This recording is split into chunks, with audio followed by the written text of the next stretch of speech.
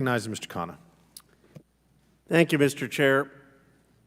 Mr. Chair, I want to use my 5 minutes to speak about what happened in this room earlier. Manuel and Patricia Oliver were here. They lost their son to gun violence.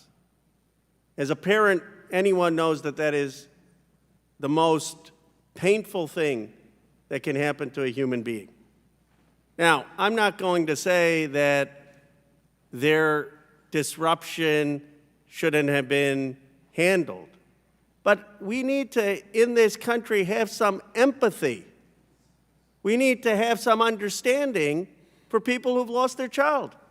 I felt the same way, by the way, about the woman who testified here and lost 2 of her children to fentanyl.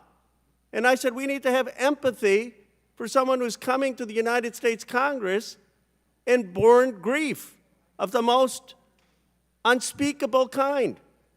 And so if they curse or if they are angry, let's understand where that anger and pain is coming from.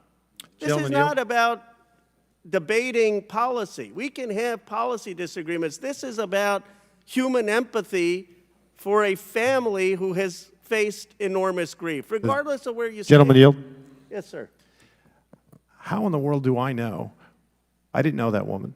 I didn't know. I have empathy for anyone that loses a child. I have children. I had no idea who she was. She was disrupting the hearing. She was asked to stop. She continued, and then she was removed, and then she ended up re-entering. So I don't know. She was a stranger to me. Mr. Chair, I'm not questioning your motives, actually, and we've been on committees together. We've had conversation. One of the things I'm hoping you'll ask is, my understanding is that the father here was actually arrested, and I hope you would echo on a bipartisan basis that he should not be arrested for that, and that someone who has lost their son, that they should at least, yes, okay, they disrupted the hearing, but come on, to arrest them for that. And I believe he wasn't arrested for just leaving. I don't know what happened in the hallway. He might have been resisting. I don't know. I can't speak to that. Well, they weren't arrested. We did not request their arrest. We just requested their removal. Well, I think what happened in the hallway, I can't speak to. You know, I think what would be helpful, Mr. Chairman, and I know Chairman Gallagher did this in protests in the China Committee, is if you would consider making a statement that given their grief and given what they've been through, that they should not be arrested. I mean, we can look at the circumstances. I can't imagine they did something that was not simply based on human emotion for losing their child. And I guess this is my broader point, Mr. Chairman, is this. Obviously, we're divided in this room about what the gun policy should be. You know, all the Democrats believe we need more regulations. The Republicans are saying, no, we don't need those regulations. And this is divided. The country is divided. And I acknowledge that division. And I'm not saying, okay, one side has the full monopoly on the truth. We're a divided nation on issue after issue.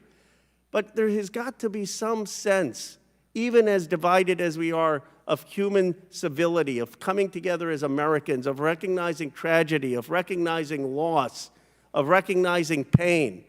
You know, the way this committee came together, frankly, when the ranking member, Raskin, had issues, and the committee came together.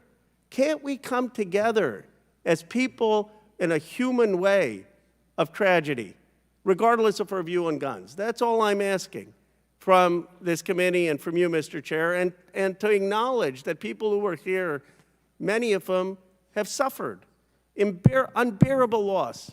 And even if you believe, even if you're a gun rights, total Second Amendment believer, I know people understand the pain. And they probably understand why those individuals want stronger gun laws, even if they disagree with that. Let's acknowledge that pain. Let's respect that pain. Let's respect the anger and anxiety out there. And let's do that in a bipartisan way. Will the gentleman yield? Will the gentleman yield for a second? Thanks, Mr. Khanna, and I do appreciate that because we've worked together on a lot of things. We have a lot of agreement on a lot of issues, and